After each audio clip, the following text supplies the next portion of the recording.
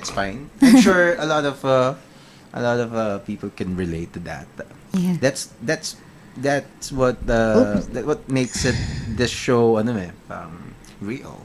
I think that's the kasi when you watch, let's say, mga performances sa MTV, di ba pa, sa Mix, edited na yun talagang curated yung here you are bearing your soul literally. Lagot ako Kasi my mom, these songs that I played, yung mga medyo dark, heavy, she doesn't like those songs. Really? Yeah.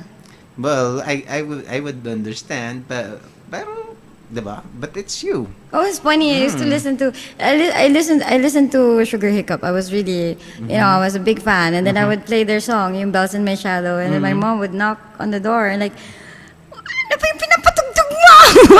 Kasi may bell may boom, ganun bago mag-blast. And then she would sing this part like, ha ha ha ha ha ha ha ha, ganun. Ha ha ha ha ha ha. So that's a Sugar Hiccup song. It's called Bells in My Shadow.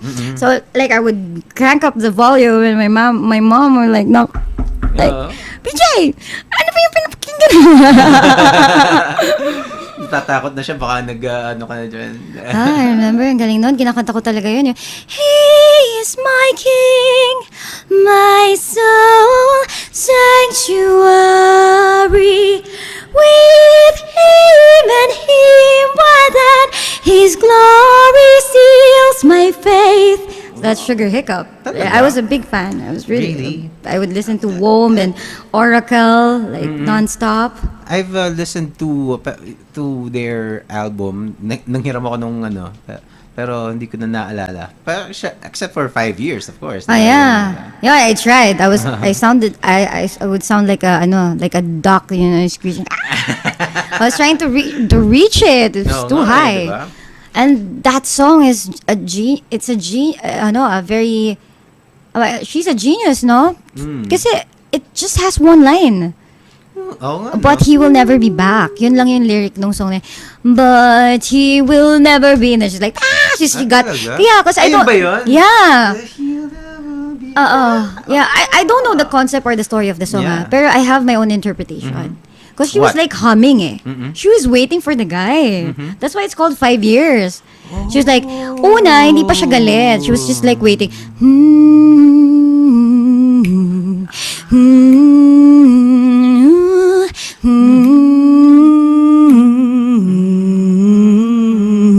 She was waiting, but she's humming, and then that makes and then parang as the years pass by, lalo siya lumalakas.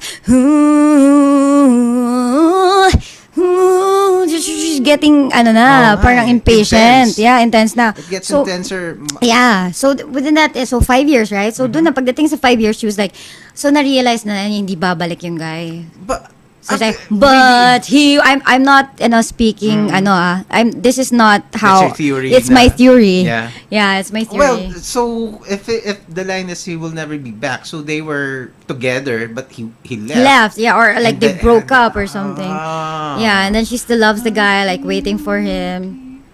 I thought it was a Tagalog line, but di mo makita. No, it's but he will never be back. Okay. Yeah. Kala ko but di mo makita.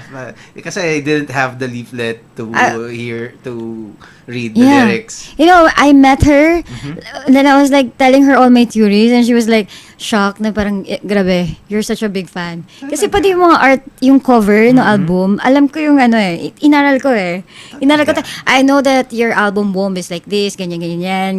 Tapos na, wow, like, yeah, tapos tama ba ako? I was like that. Tapos sabi niya, oh yeah, tama ka. What's her name again? Melody Del Mundo. Yes, yeah. Melody. I know her name is Melody. I used to sing her songs. Pag nung dati yung sa banda ko, we would cover her songs. Sing, Shelter Me. You know that one, Womb?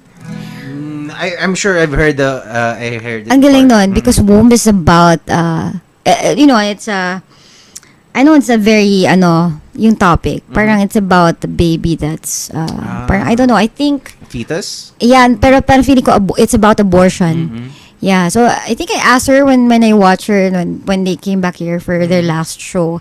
Sabi ko, I think Womb is about abortion. And then I think she said, yes, tama ka.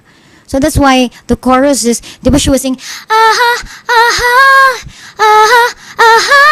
So sabi ko sa kanya, it's a baby crying, right? And she was like, yeah. Yun. So I was such a big fan of Sugar Hiccup. I think I know how to play like, paano ba yun? Gusto ko nga like, nung naghahanap sila ng vocalist, wala lang ako courage nun Talaga? Walang courage Parang, pero gusto ko sabihin, oh my gosh, Sugar Hiccup, I know all your songs. Although hindi ko abot yung 5 years, yung dulo. Hindi ko na. Siguro, I could, like falsetto or something. Yeah. I cannot reach the head tone.